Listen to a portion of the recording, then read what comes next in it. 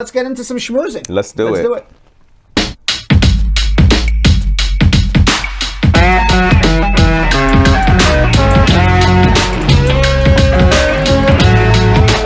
So today is Martin Luther King Jr. Day. By the way, it's Monday, January 17th. We always celebrate Martin Luther King Jr. Day, the third Monday of January, but it's not really his birthday today. I know that. His birthday was 2 days ago. On the 15th. On the 15th, on Because it's Saturday. my brother's birthday. That's the only reason why Really? I know. How you remember that? Yeah, so his birthday was 2 days ago, although we are celebrating as a nation today. Yes. But really his birthday was on Saturday. He was born on January 15th, 1929. Obviously, he is the most well-known, in my opinion, the most well-known and effective civil rights leader in United States history. I mean, there were many. Yeah, I'm just saying, my opinion. Yeah. He's the top guy. Now, we celebrate Dr. King's legacy for diversity and remember that the civil rights movement also helped to drive the historic opening of immigration laws, causing then President Lyndon B. Johnson to lift the bars of discrimination against immigrants and signing into the Immigration and Nationality Act of 1965. Prior to 1965, it was national. The quotas were based on national origin, and it was based on national origin dating back to the census of the 1920s. So who was in the United States in the 1920s? It was mostly Europeans. Okay. So that's why it was all skewed to actually even Northern Europeans. So not even Southern Europeans. It was actually discriminatory against Italians and Portuguese and Greeks, but it was all to benefit Northern Europeans. Certainly they were discriminating against minorities and everybody else, but they were even discriminating against other Europeans as well. Yeah. But then in 1965, all of that came to an end when Lyndon B. Johnson lifted the bars to discrimination and signed into the law the Immigration Nationality Act of 1965.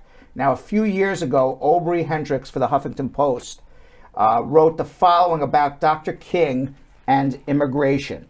He writes, "We cannot know for sure what specific policies Dr. King would propose or support. But first and foremost, we know that he would have had the same measure of concern for the welfare and security of undocumented immigrants that he held for all people of every rank, every religion, every race, and every nationality. That they and their children should have adequate food, shelter, clothing, health care, education, and suitable life chances." Lovely. Yeah. Now, Dr. King, he went to Morehouse College. He earned a BA in sociology. He then attended Crozer Theological Seminary, following in his father's and grandfather's footsteps, earning a bachelor's of divinity. He then, shortly after completing his PhD in theology at Boston University, a 42-year-old Rosa Parks refused to give up her seat on the bus in Montgomery, Alabama. Yes. The NAACP took this opportunity to bring their civil rights efforts to the forefront, and they chose Dr. King to lead the successful citywide boycott of the Montgomery transit system, and that is where he first became well known for his civil rights disobedience. Through the next 12 years, King would be influential in organizing marches, sit-ins, political rallies for civil rights. For example, during a 1963 march on Washington, D.C. for jobs and freedom, King spoke before more than 200,000 regarding the challenges African Americans face. That was his famous "I Have a Dream" speech. It has gone down in history books as one of the greatest speeches ever given. Yes. Let's watch. I have a dream that one day this nation will rise up and live out the true meaning of its creed. We hold these truths to be self-evident, that all men are created equal. In early 1964, 1,500 men and women met a wall of state troopers during a march outside Selma, Alabama. There, King led the marches in prayer and avoided confrontation. He actually was following the civil disobedience of Gandhi from India. On July 2nd, President Lyndon B. Johnson signed the Civil Rights Act of 1964, outlawing discrimination based on race, color, religion, sex, national origin. That same year, Dr. King became the youngest recipient at age 35 to ever win the Nobel Peace Prize. Wow. King died April 4th, 1968, when James Earl Ray assassinated him in Memphis, Tennessee. He arrived in Memphis with the Southern Christian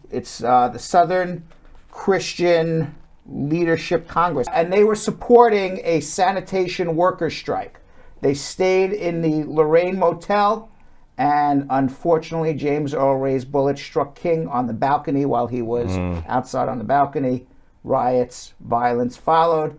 President Johnson would call for peace, referring to Dr. King as the apostle of nonviolence. So, there's all different ways to celebrate his life. We could talk about his legacy, talk about what he did for the United States, what we can do to preserve what he did and improve what he did. Yeah. We could also learn. We can watch documentaries. There's a documentary, King. It's a filmed record from Montgomery to Memphis. There's the books, the autobiography of Martin Luther King Jr., edited by Claiborne Carson, Bearing the Cross, Martin Luther King Jr. and the Southern Christian Leadership Conference, the Smithsonian Institution in Washington and the Library of Congress in Washington are both looking for volunteers to digitally transcribe historical documents involving African Americans, the civil rights movement, and Dr. King specifically. AmeriCorps.gov has a searchable database of volunteer opportunities. You can also, the Equal Justice Initiative works to end mass incarceration, excessive punishment, and racial inequality is looking for people for help as well. It works to educate the public about racial injustice in America. In 2018, EJI opened the National Museum for Peace and Justice and the Legacy Museum, all in Montgomery, Alabama. Or just do something nice. Do something good. So it's really just a day. It's really just a day to do something nice or good. Yeah. Right? Speaking of something nice and good, I actually just saw in the news, because I'm going in and reading everybody's comments and also researching at the same time. I saw that Martin Luther King's daughter, Bernice King, thanked Prince Harry and Meghan Markle for donating food for volunteers. Oh, very nice. Yeah. Okay. So everybody can do anything. Anybody right? could do anything. Just be nice. Yeah. That's what he went for. Right. There were certain Black civil rights leaders that wanted to proceed with violence, like Malcolm X, Black Panthers, but he was very much so just like nonviolent. Let's just all be together type of thing. Right. And was successful being nonviolent. Absolutely. So I mean, if there was a blueprint for change, we could all look to MLK for sure. For sure. He was successful. He did not cause riots. He did not cause violence, and he still was able to pursue change. Now, civil rights leaders are vowing to keep pressure on Congress to pass the voting and election bills to honor MLK in the face of Senate delays. The problem with the voting rights laws is that Senator from Arizona by the name of Kristen Sinema and Senator Joe Manchin of West Virginia, they are blocking the change of the filibuster.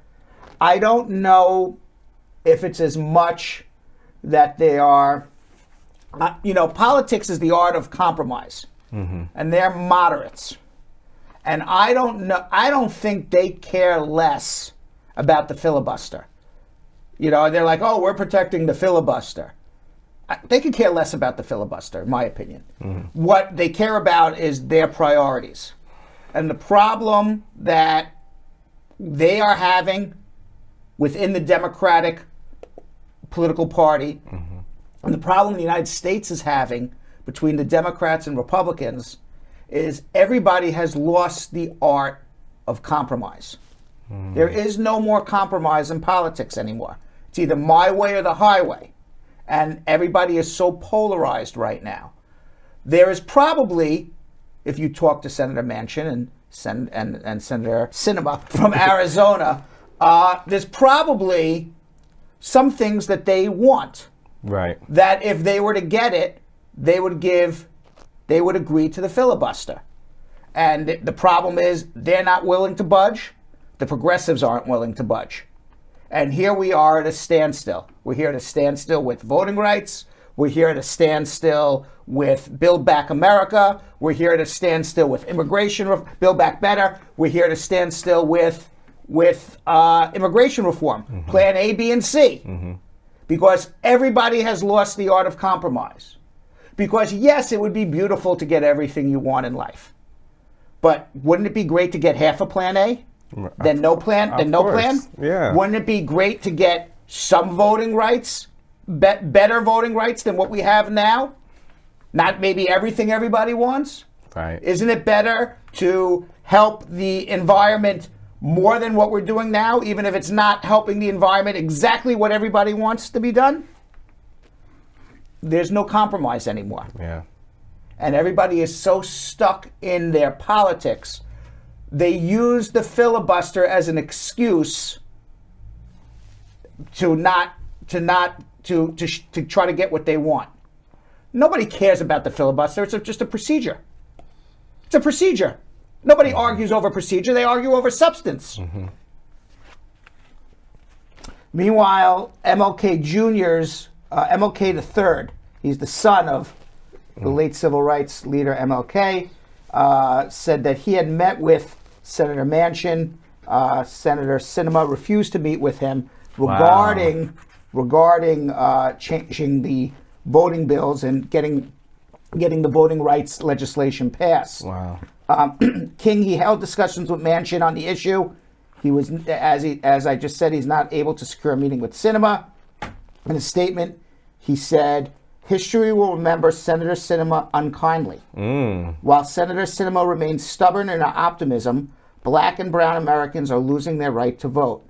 She's siding with the legacy of Bull Connor and George Wallace instead of the legacy of my father and all those who fought to make real our democracy." He really went after her. Yeah. He went, But wow. that's deep for her to just say, like, Yeah. I'm not about to meet with Right. So I don't know what's going to happen with voting rights. I don't know what's going to happen with Build Back Better. I don't know what's going to happen with Plan A, B, and C. you. Wow. The other thing that's sad is, this high-rise fire in the Bronx. Yeah. And you know what? Oh, man. Every time there's a huge fire and there's lots of fatalities, at least in New York City, it's always immigrants. Always immigrants. I did see the victims. They were always mostly immigrants. Immigrants, yeah. Yeah, so hundreds of mourners filled the Bronx Mosque Sunday to bid farewell to those who died exactly 1 week ago in the deadliest fire in New York City in 3 decades. 17 people died in the fire, which authorities said was sparked by a faulty space heater on the 3rd floor. This was up in the Bronx. Sunday's mass funeral at the Islamic Cultural Center capped a week of prayers and mourning within a close-knit community hailing from West Africa, most with connections to the small country of Gambia. I saw a lot of them were Muslims. Yeah, and almost everybody who passed was from West Africa. Yeah. Because of the magnitude of the tragedy, funeral organizers insisted on a public funeral to bring attention to the plight of immigrant families across New York City. Sheikh Musa Drame, who was among those leading the response to the tragedy, said, "We want the world to know that they died because they lived in the Bronx. If they lived in Midtown Manhattan, they would not have died. Why? Because they wouldn't need to use a space heater. This is a public outcry. Therefore, there has to be responsibility from elected officials to change the conditions that cause death every single day." Wow. I'm telling you, I mean, I don't have the statistics. It just seems to me, every time there's a massive fire, in my recollection, it's always immigrants. I mean, what he said just kind of confirms that. It's because, where immigrants usually go to live is, places where you would need a space heater. So, unfortunately. And there's fire codes in New York require apartment doors in large apartment developments to be spring-loaded and close automatically during a fire. None of that happened. Wow. None of that happened here. Now, the building was on 333 East 181st Street. And it was called Touré Tower, and is believed that Abdoulaye Touré to have been the first Gambian to move into 333 East 181st Street. This is where the fire occurred. They were calling the building Torre Tower. He was then a 41-year-old Gambian diamond trader. He settled in the Bronx in the 70s. An Islamic scholar by night, Torre moved into a third-floor apartment in what was then a new 19-story building. He was offered a place to stay, food, contacts for jobs, and the occasional verse from the Quran to newcomers from his homeland. Since then, entire community sprouted around him. The entire building was immigrants from Gambia for all of that time. Just very sad, very sad situation. Like families, Yeah. it was not adults, not just adults, Yeah. like mothers and kids. It's just It's terrible. I did see. I do love though. I did see a lot of celebrities, especially celebrities from the Bronx, like Fat Joe, and them that were What did they do? they were like raising money, putting together Right. different funds for the families. So. I love that, just because they are from, Africa, or they're not Americans, like they weren't born Right. in the Bronx, but they still represented the Bronx. So people from the Bronx have been, really looking out for them. So that's good. Yeah, the fire codes were not followed in that building. No. And when you have a building that doesn't provide basic service, which is heat, At this time. time in the middle of the winter, Come on. that people need to go buy space heaters, So sad. it was so preventable. So sad. So preventable. And what else is happening here? Coronavirus. It still exists, Jonathan. As much as every Monday on Fuzzy Monday, I'd like to come back and say, it's over. Right? not going to be Not over. going to be over. The Omicron variant is still sweeping the country. Governor Kathy Hochul of New York said in a news conference that, at least here in New York, we're starting to turn a corner. Hochul said that a peak positivity rate of 23% on January 3rd is now 16%. But again, what does that mean when you're doing all these at-home tests that aren't being counted? Right. So it's absolutely a meaningless statistic. meaningless statistic. All I can tell you is that coronavirus infections inside U.S. immigration detention centers surged by 520% in the Sheesh. first 3 weeks of January of 2022. 520%. Gosh. Almost everybody in detention was getting COVID. All right, you want to do some fuzzy? Yeah, let's do Let's it. do it. We have some fuzzies. Fuzzy.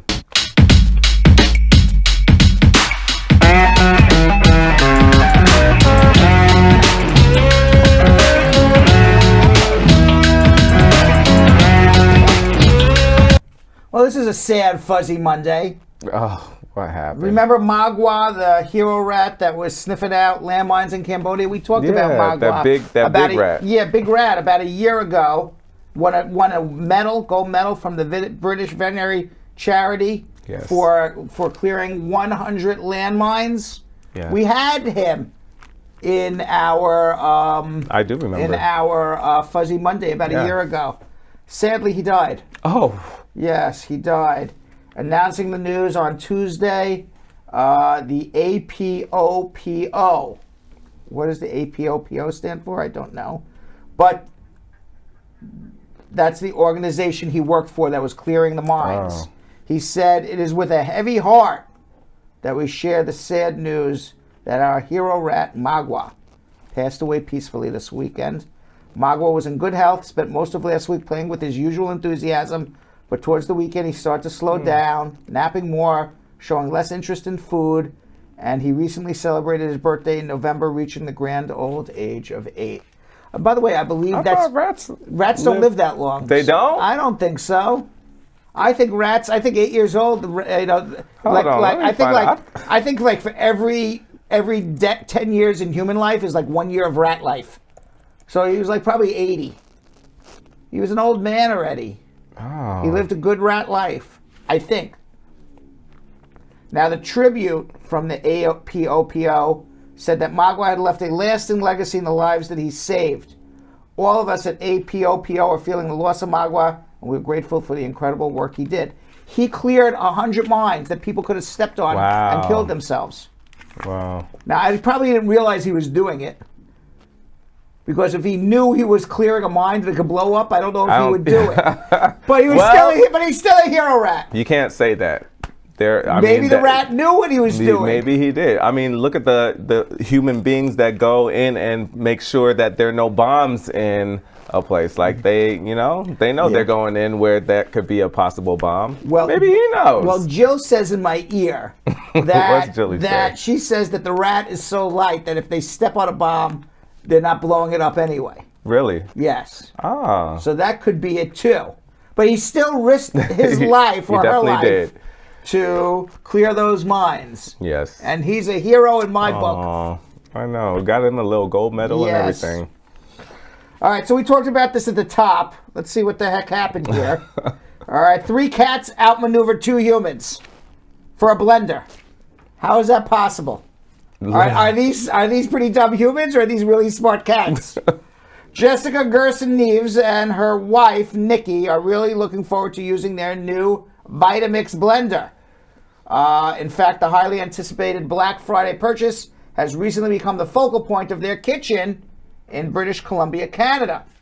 Okay. There's just one problem, Jonathan. What's the problem? They can't actually unpack the Vitamix blender because it arrived in the mail on December 16th and it was put down on the kitchen floor and for a quick second, and that was a month ago, and now the cats have overtaken the box. The cardboard box has become the site of a week-long turf war between the couple and 3 cats. It is a saga that has garnered thousands of followers on social media. The cats have become famous on Facebook.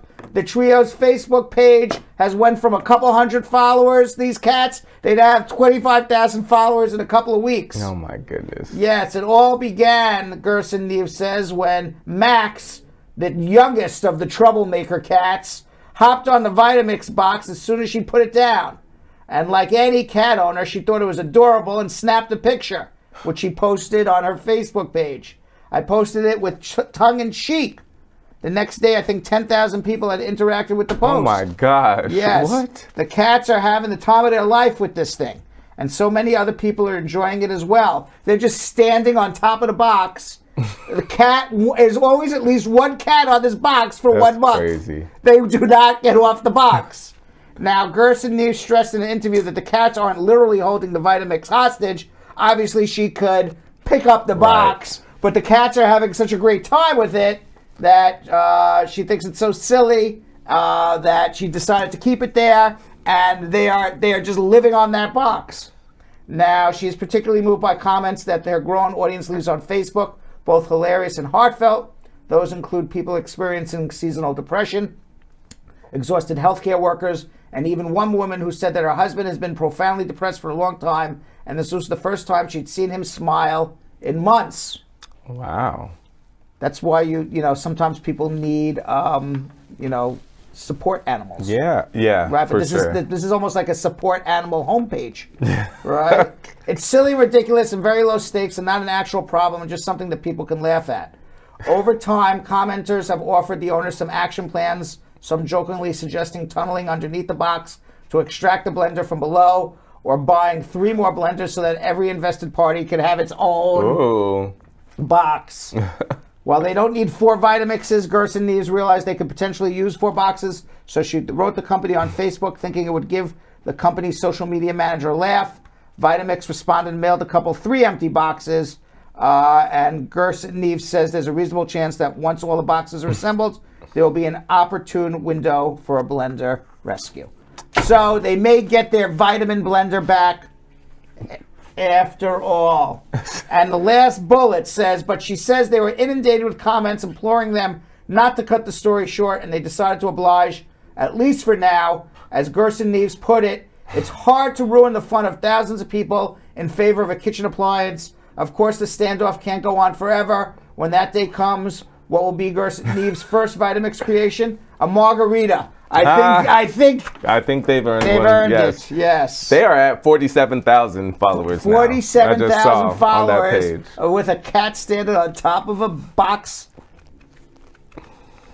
Boy. You never know what we'll be touching people. You know? That's people starved for entertainment. Those 47,000 people are starved So for what's going to entertainment. happen once they take the Vitamix out? I don't know. I don't know, but those people are starved for entertainment. Yeah. They should be watching us, right? All right. Meanwhile, on December 23rd, a Chinese woman celebrated her dog's 10th birthday by hiring a team of 520 drones to put on a birthday light show for her dog. Do we have photos or video of this? This is crazy. What is the drone show? I don't know what I would be looking crazy. at. This is crazy. Let's see. Those are drones? Those are drones. There's like 500 drones there. And they for did it this for this little dog. Wait till that is so extra. You got a key. I want you to guess how much do you think that would have cost in American dollars? Let me go back and see what they were doing. Yeah, see it without reading. Okay, let's guess. Can we go back and see that one more time? To rent these drones. To rent these drones. It goes into. So this says "Happy Birthday" in the Chinese. birthday in now, Chinese. how many people are running these drones? A lot, I guess, right? I have no idea. Computer generated. They would have to computer generate how they move around and I guess change. $50,000. 50? Yeah. In U.S.? In U.S. Hell no. It's 15,000. 15. But that's even a lot. For this little dog? I mean, let me tell you something. I don't know if I'd spend $500 on Lucky and T-Bone for a birthday. I would spend $50 on Lucky. Here's a bone for $5. They don't know it's their birthday. This dog can't read "Happy Birthday" in Chinese. Oh I my said, give him treats. Give him treats. Now, this is the dog's birthday party. 15,000? You know, I'm going to tell you something. The owner of this dog is starved for entertainment as there well. You go. All right, she should be watching Bradshaw Live, too. What we've learned is a lot of people are starved for entertainment on Fuzzy Monday. Yes. So the owner is identified as a woman by the name of Miss Zhang in Hunan Province. Everything's always happening in Hunan Province. Remember on Thursday, the guy got kicked out of the all-you-can-eat Chinese restaurant? Yep. Also Hunan Province in China. The hell's going on in Hunan Province in China? It's like now it's Hunan Province in the United Kingdom. There's the craziest stories coming from those two places. So let's see what Mrs. Zhang has to say. She says that she was an only child. She was studying abroad. So she brought a dog hoping to accompany her family. She said dogs have a special meaning to her. And Dao Dao, that is the name of the dog, is getting older, and she doesn't know how much longer they will have together. So she wanted to celebrate her dog's birthday with a very special memory. People had different opinions on this. A Shangzhou citizen who witnessed the performance while walking said, "I haven't heard of a drone performance for a dog's birthday. Quite romantic." Romantic with a dog? Romantic. What are you doing with that dog? I actually want to know from the audience, what do you guys think would be a better gift for this dog? $15,000. Well, I'll tell you what some people wrote. What? There's nothing wrong with spending your own money on doing whatever you want. Another wrote, though, but this extravagance is unacceptable. Another commented, this is for yourself. Just get 10,000 drones. Can the dog understand it? She did it for herself. Well, I mean, that's what I believe as well. When you said that, we're trying to create a special memory, you don't even know how long this dog about to live. The memory is for her. This dog doesn't remember nothing, right? Yeah, the memory is for her. But could the money have been spent elsewhere better? Come on, yeah. Treats. You could get $50 worth of treats. And finally, Yo-Yo. 50. Authorities and experts, they're completely mystified. They have no idea how this happened. What happened? But out in California, a sea lion made its way onto a busy freeway, crossed over 4 lanes, and managed to get across a median before it was safely rescued last Friday. Whoa. Like a character from the road-bound soap opera The Californians sketch on Saturday Night Live might do, the sea lion took Route 94 and nearly reached Interstate 805. They took the 94 to the 805. That's the sea lion just wild. walking on the highway. SeaWorld said in a statement, they're out in San Diego, exactly how this sea lion ended up on the highway is still unclear.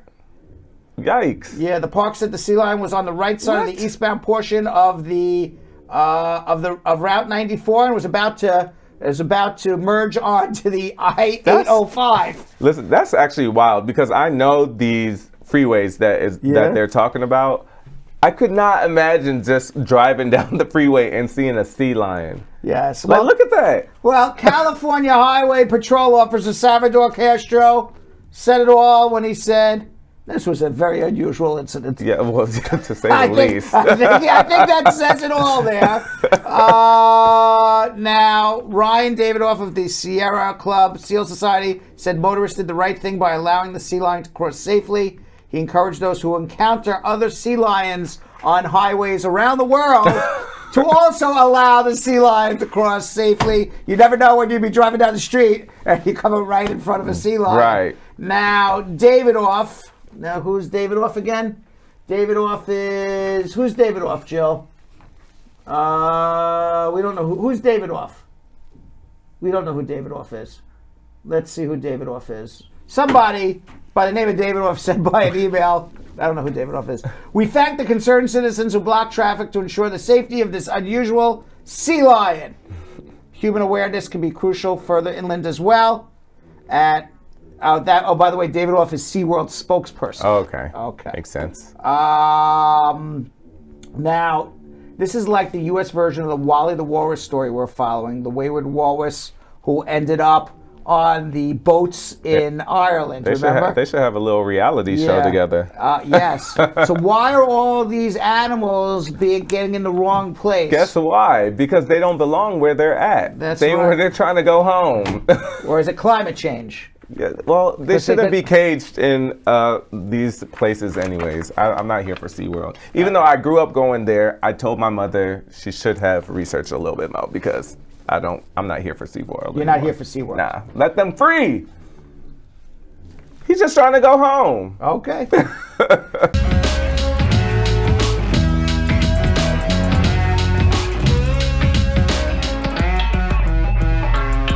Thanks for watching. For more Brad Show Live, like and subscribe to our YouTube channel.